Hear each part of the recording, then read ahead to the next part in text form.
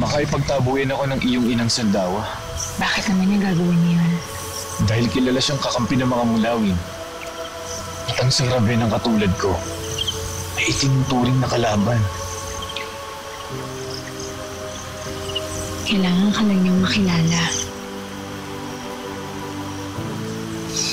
Kailangan niyang makita ko ano ang tunay na nasa loob mo. Katulad ng nakita at nakilala ko. Paano kung pagtabuhin niya ako? Paano kung hindi niya ako matanggap? Paano kung palayasin niya ako?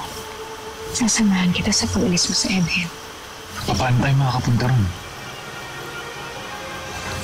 Madaan sa pusod ng lawa at ang lagusan ay sa batis ng Edhen. Ngunit hindi mo kakayanin ang paglalakbay sa ilalim ng tubig. May iba pa magdaan? Sa Himpapawid, ako lamang at si Inang Sandawa ang may alam sa daan na ito. Maaari kong ituro sa iyo. Well, tayo na sa paraiso.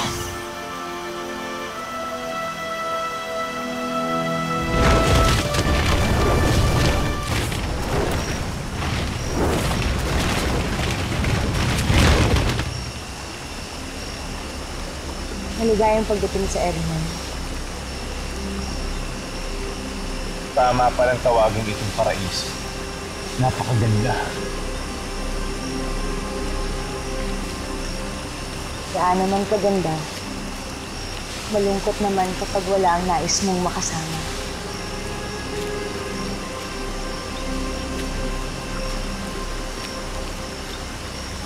Narito na ako.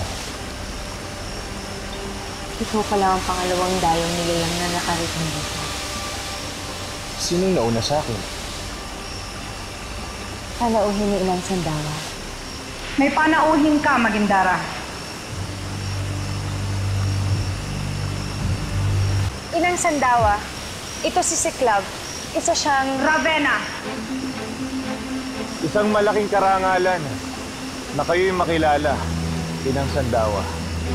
Sa pagkakaalam ko, 3 lang ang anak ko. At nag-iisa na lamang ang natitira sa piling ko. Inang Sandawa, maayos na humaharap sa inyo si Siklab. Sana naman ay malugod niyo siyang tanggapin. Magindara, maaari ba tayong mag-usap? Hindi ba't nag-uusap na tayo? Nang sarilinan. Ipagpaumanhin. Ngayon din, Magindara.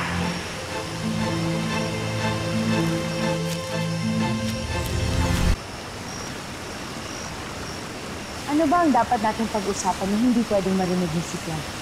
Nakakahiya sa ating panauhin. Sa iyong panauhin, bakit mo siya dinala dito? Ikaw lang ba ang pwedeng magdala ng lalaki dito sa Edhen? Isa siyang Ravenna. Anong pinagkaiba ng isang Ravenna sa isang mulawin? Mapupusok sila. Mapanlinlang, mapagsamantala. Yan ang sinasabi mo sa lahat ng lalaking umiibig sa akin.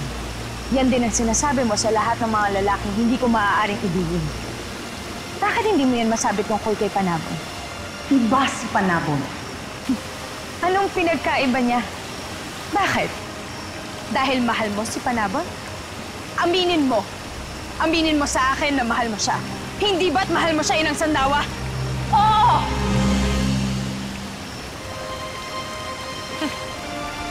Sinasabi ko naman ba? Mali ang narinig mo. Dinig na dinig ko. At kahit hindi mo sabihin, kitang-kita ko. Kaya huwag ka na magkailain ng Sandawa. Huwag ka na rin mag-minis. Anong nangyayari sa iyo, Magindara? Bakit ganyan ka kung magsasagot? Kung magsalita kay punong-puno ng puot at pag-iimbot. Para ka na rin isang Ravenna. Ganito na ako bago ko pa makilala si Siklab. Naging ganito na ako habang kayo lamang ang kasama ko. Kaya kung may mali man sa akin, wala nang iba pang dapat sisihin kundi kayo. Makinig ka sa akin, Magindara.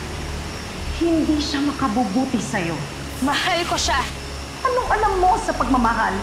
Higit pa sa alam mo. Ang pagmamahal na alam mo ay walang kalayaan. Walang sariling pasya.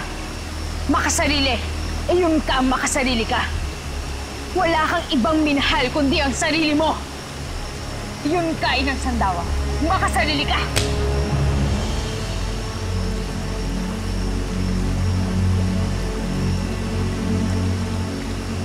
Hindi ka sinasabi. Sinadya mo. Lahat ng ginawa mo sa loob ng mahabang panahon, sinadya mo. Wala akong ibang hinangad kundi ang mapabuti ka. Wala akong ibang hinangad kundi liligaya. Maniwala ka sa akin, Magandara. Hindi ka liligaya sa piling ng isang mortal. Bakit hindi mo yan sabihin sa sarili mo? Saan ka pupunta? Nakakahiya sa ating panauhin. Paalisin mo siya at mag-usap tayo, Magandara. Wala na tayong dapat pag-usapan pa. Sabay kaming dumating dito. Sabay din kami naalis. Magandara!